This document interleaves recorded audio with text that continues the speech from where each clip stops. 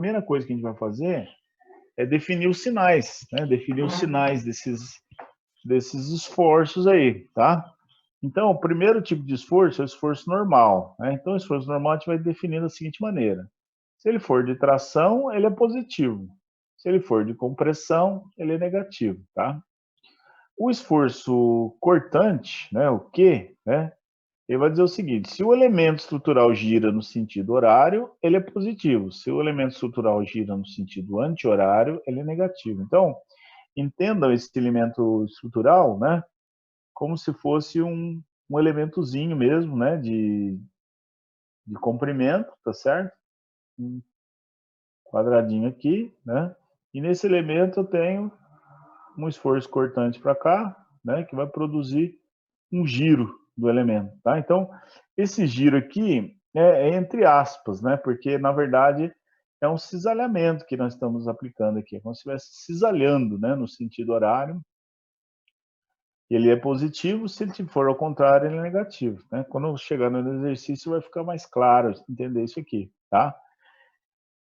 E o terceiro tipo de esforço é o momento fletor, né? O momento fletor, se eu tiver tração nas fibras superiores, ele é negativo, né? Que é esse caso aqui, ó. Né? Então imagine que nós temos uma viga bem alta, né? Imagine que eu tenho uma viga assim bem alta, né? Inicialmente, imagine por hipótese que essa viga está sem carga, né? Aí nós aplicamos uma carga, um momento, né? O momento fletor produz flexão. O que é flexão? Flexão é quando a viga ela sofre uma deformação nesse sentido aqui, ó. Espera aí que eu não estou conseguindo fazer aqui, vou fazer para cá, né? Quando a viga sofre uma deformação nesse sentido, né? Isso aqui é uma flexão, né? Se você olhar aqui exagerando, né? Essa fibra aqui, ó, após a aplicação do momento, após a deformação, né? É como se essa fibra aqui tivesse sofrendo um aumento de comprimento. E essa fibra inferior, é como se ela estivesse sofrendo uma diminuição de comprimento. Então, nós dizemos que a fibra superior está tracionada e a fibra inferior está comprimida. Então, esse tipo de flexão, né, onde eu tenho um momento fletor, por exemplo, nesse sentido aqui, né, nesse caso aqui, eu tenho um momento fletor negativo, tá certo? Então, isso que a gente vai definir nos exercícios, tá? E do lado contrário, né, se tiver um momento nesse sentido aqui, né, imaginemos que nós temos uma viga aqui bem alta, né? Eu vou aplicar um momento, né? E ela vai deformar, vai sofrer uma flexão, né? É como se essas fibras superiores tivessem sido comprimidas e as fibras inferiores sendo tracionadas, tá? Então, nesse caso, quando a viga subiu, é positivo. Se a viga desceu, é negativo, tá certo? Então, esse é o nosso conceito aqui para calcular os exercícios depois, tá bom? Regrinha de sinais. Aí nós temos aqui os esforços normais, né? São esforços internos, né? Na fibra do material e elas são provocadas por cargas externas, né? Ativas e reativas axiais, né? Que são as cargas ali no mesmo eixo da viga, tá? Carga axial no mesmo eixo da viga. Os esforços cortantes, né? São esforços internos provocados por cargas externas, né? Ativas ou reativas transversais, né? Que são as cargas perpendiculares lá ao eixo da viga. E o momento fletor são esforços internos, né, provocados pelas cargas ativas e reativas transversais, né, são as cargas verticais, ou momentos, né, momentos externos que produzem flexão no elemento estrutural analisado. Tá? Então, eu tenho cargas externas que provocam esforços internos na estrutura. Né? Então, é isso que a gente vai calcular, os esforços internos. Né? Há o objetivo de calcular os esforços internos, porque com eles a gente consegue calcular as tensões. Né? Mais para frente, vocês vão calcular as tensões devido a esse tipo de esforço. Então, vamos começar aqui a nossa análise, né? Vamos traçar o diagrama. Então, nós vamos fazer o nosso primeiro exemplo, né? Usando a regrinha de sinais, né? Nós vamos traçar o diagrama de esforços solicitantes para a estrutura baixa. Então, para fazer isso aí, pessoal, a gente vai usar um método, né? Existe um método para fazer isso aí. Na verdade, existem vários métodos, né?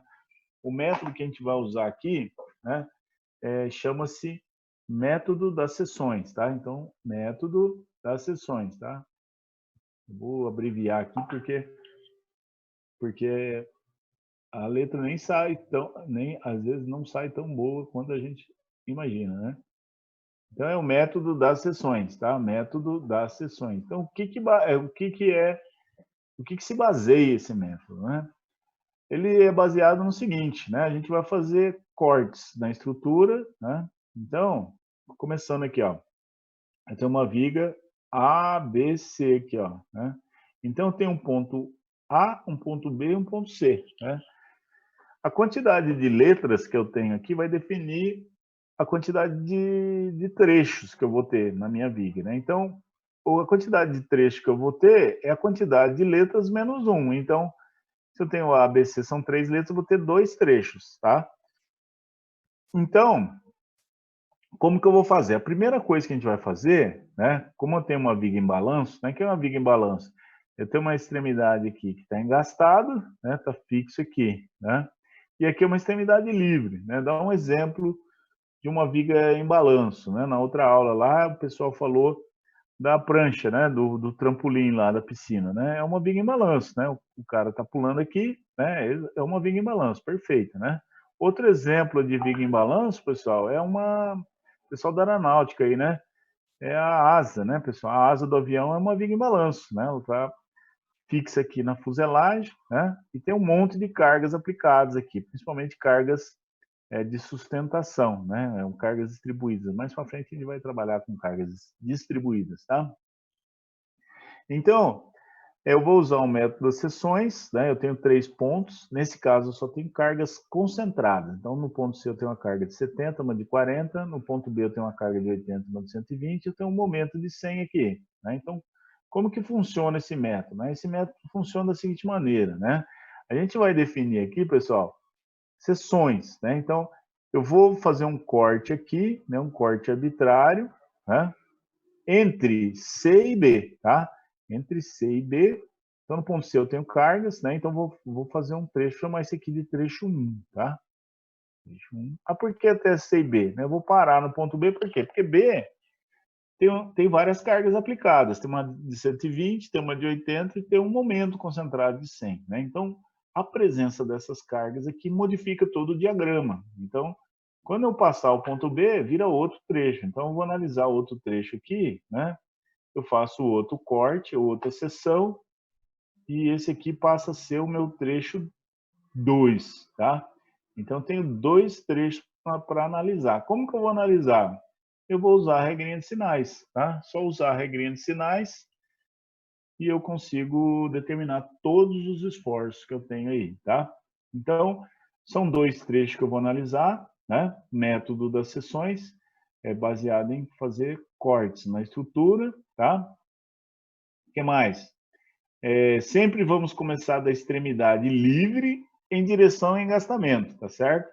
Sempre assim, tá? Mais para frente a gente vai ver por quê, né? Porque aqui tem reações de apoio, são incógnitas, né? A priori eu não sei quanto que vale, a não ser que eu calcule, né?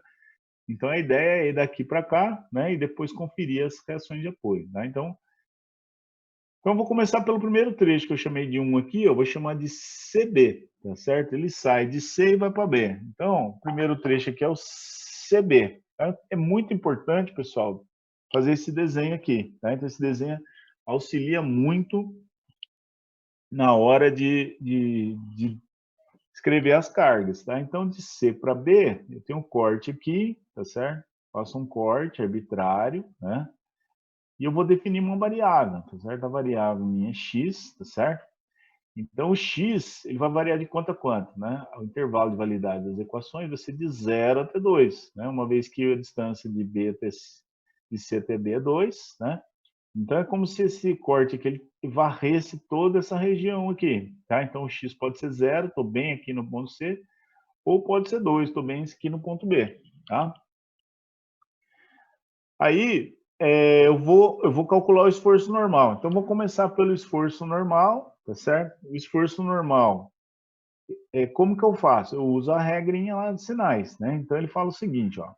Se o esforço normal for de tração, ele é positivo. Se for compressão, ele é negativo. Então, aqui você olha para a carga aqui, 70, né?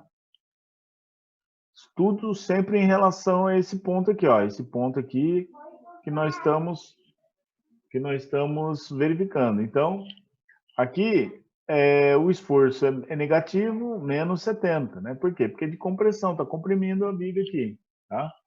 Então, N é igual a menos 70. Ora, se N é menos 70, e é uma constante, né? Embora eu esteja analisando dentro de um trecho variável, eu calculei um esforço que é constante, né? Então, eu posso escrever que o NB é igual a NC, né? Que é igual a menos 70 kN. Então, achei o esforço cortante, desculpa, achei o esforço normal, né? No ponto B e no ponto C, tá? Agora, pessoal, vou para o esforço cortante aqui, ó. A regrinha do esforço cortante é o seguinte, ó. Se o elemento estrutural gira, né, gira entre aspas, né, cisalhamento, né, se ele gira no sentido horário, ele é positivo, tá certo? Então, basta você olhar qual que é o elemento estrutural, é esse aqui, ó, é onde eu fiz o corte aqui, né? Então, a carga que produz esforço cortante é essa aqui de 40, né? Então, se você olhar aqui, ó, vai girar o elemento estrutural no sentido horário, ó, tá vendo? Né? Girar é entre aspas, né? Porque o cortante é uma força, né? Na verdade, ele vai cisalhar, né? Ele vai cisalhar nesse sentido. Todos os elementozinhos aqui dentro, né? Ele vai cisalhar desse jeito, né? A gente fala que ele gira o elemento estrutural no sentido horário, tá? Então, a regrinha lá diz o seguinte: se o elemento estrutural gira no sentido horário, o cortante é positivo, né? Então, ficou mais 40 kN aqui.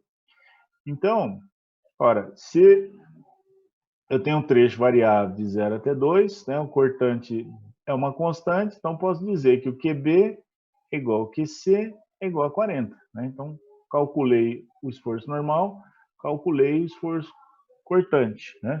Agora eu vou para o momento fletor. O momento fletor, momento é força vezes distância. Né? Então, você vai analisar aqui, ó, tem o ponto aqui, esse ponto, sempre em relação a esse ponto, é o ponto de análise aqui, onde você fez o corte, como se estivesse fixo aqui, né? Aí tem a viga aqui, né? E tem a carga aqui, ó. Carga de 40, né? Então a ideia, né? O que vai acontecer? Ela vai fletir, né? Ela vai sofrer uma flexão assim, ó. A viga vai descer, né? Ou seja, vai tracionar a fibra superior, né? Então, o momento fletor tracionou fibra superior, né? Nós vimos regrinha de sinais, o momento fletor negativo, que apareceu o sinalzinho de menos aqui, né? Então, M é igual a força vezes distância, 40 vezes x menos 40x aqui, tá? Aí calculei a equação do momento. O momento fletor é uma equação, tá? É em função de x, né? Uma equação de uma reta, né? Polinômio de grau 1. Agora eu vou calcular o valor dos esforços em cada extremo do trecho, né? Então, no ponto C, vou jogar x igual a zero aqui, vai dar zero. Então, o momento fletor em si é zero, né? E depois vou jogar x igual a 2 aqui, ó. X igual a 2 vai dar menos 80 kN vezes menos. Tá? Então, o trecho 1, pessoal, está resolvido. Tá? Está calculado aí. Né? Agora nós vamos para o trecho 2. Né? O trecho 2, lembrando que a gente vai fazer o corte aqui, né? Sempre um corte que a gente usa, né? O método das seções, tá? E vou analisar daqui para cá. Agora, o corte vai varrer aqui de B até A. Tá? Então, vamos para o trecho 2. Muito importante a gente desenhar, tá? Desenhar certinho, fazer o desenho certinho. Né? Implica que a gente vai vai aplicar as regrinhas de sinais corretamente também e acertar todos os cálculos. Então, o trecho 2 está aqui, né? E vai variar de B até A. Agora, o meu corte ele vai varrer para cá. Né? Então, é sempre um corte que eu faço. Como que funciona?